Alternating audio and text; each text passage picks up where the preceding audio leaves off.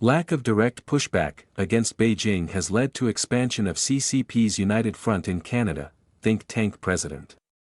The Chinese Communist Party has rapidly expanded its United Front work system in Canada, which it leverages for political purposes, due to a lack of direct pushback against the regime, says Peter Mattis, president of U.S. think tank the Jamestown Foundation.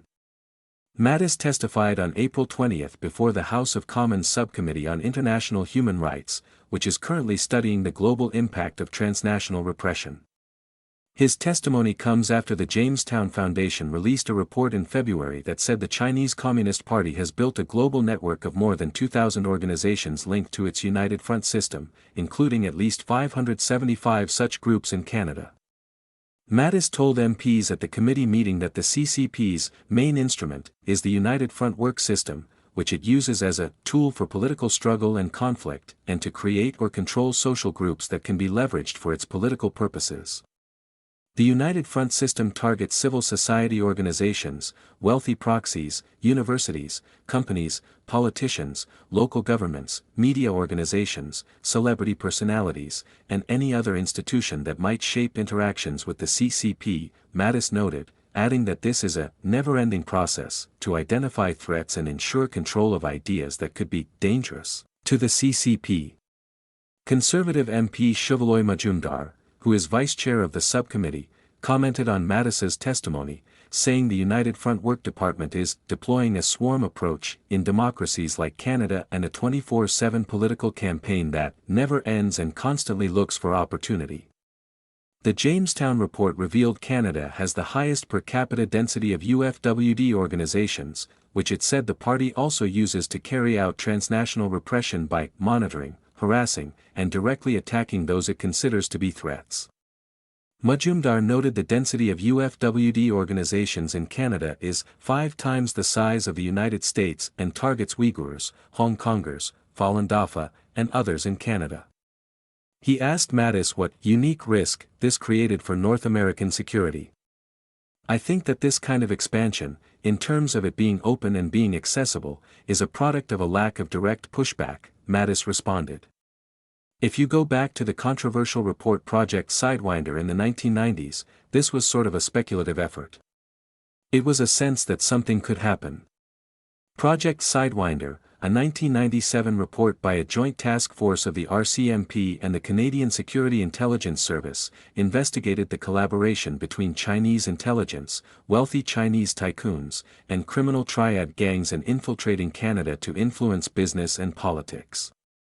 However, the report was dismissed by Canadian authorities at the time, who expressed skepticism about its findings."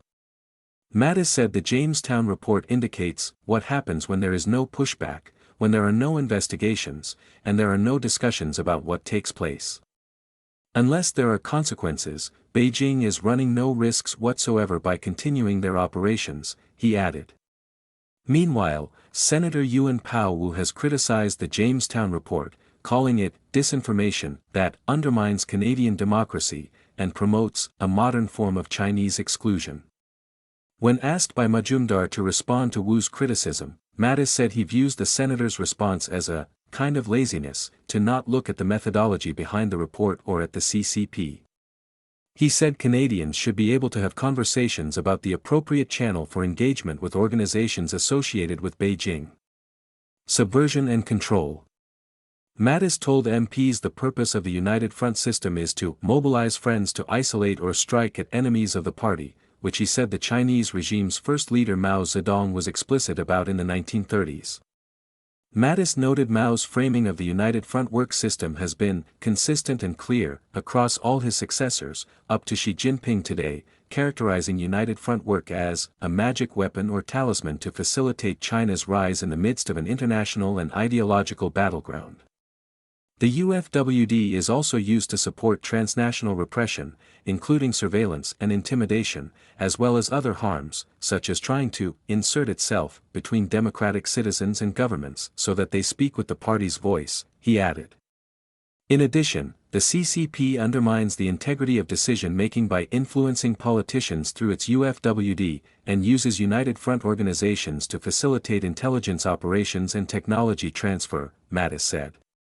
This is an all-purpose tool for creating and applying political power while hiding the party's hands, he said. Even though some elements of the system are open to the public and are visible, the ultimate aim is still subversion and control. Asked by Liberal MP Samir Zubri to comment on the evolution of transnational repression in Canada, Mattis said there has been a steady expansion of United Front work. In early phases, it involved targeting a handful of individuals, he said, adding that it has now increasingly become an effort at mobilization, with more efforts to control, including by mobilizing groups around Canadian politicians and through Confucius Institutes on university campuses. Canada needs clear laws about what is right and what is wrong and when it is illegal, he said, adding that intelligence and police services have a responsibility to investigate and disrupt transnational repression and foreign interference activities, to ensure the behavior is not tolerated, and to provide direct consequences for such activities. The United Front system is something altogether different. It's not just a sort of people-to-people diplomacy organization. It is something that the party uses to build power, to mobilize when it needs to, Mattis said. National security threat. Marcus Kalga, senior fellow at the Ottawa-based think tank Macdonald-Laurier Institute, also testified before the subcommittee on April 20 and said Canada must treat transnational repression as a national security threat. That means ending the impunity through which foreign authoritarians and their domestic allies and enablers operate, Kalga said. Canada needs clearer reporting pathways, better coordination among police, intelligence, and government agencies, and stronger victim-centered responses, he noted. Kalga also commented on Bill C-219, a private member's bill introduced by Conservative MP James Bezin last September to extend Canada's sanctions regime to cover the immediate family members of international human rights violators and to address transnational repression. Transnational repression is not a partisan issue, nor are the solutions to it partisan, Kalga told MPs, the integrity of our democracy, and defending the right of Canadians to express themselves free of threats, free of harassment and intimidation, is not a trivial partisan issue. It affects all of us. Kalga, who has been sanctioned by both China and Russia for his efforts to expose foreign interference and transnational repression, implored all members of the subcommittee to urge their fellow MPs to support Bill C-219 to hold perpetrators of transnational repression accountable. He also noted Canada has diplomatic tools in place to hold perpetrators of mass human rights abuses to account, and has used them quite effectively in terms of Russia's crimes against Ukraine, but has not been effective in using them against Chinese regime perpetrators of mass human rights abuses. Canada should be using its diplomatic tools to demonstrate to the Chinese regime that we will not stand for these sorts of abuses and that we stand with the victims, Kalga said.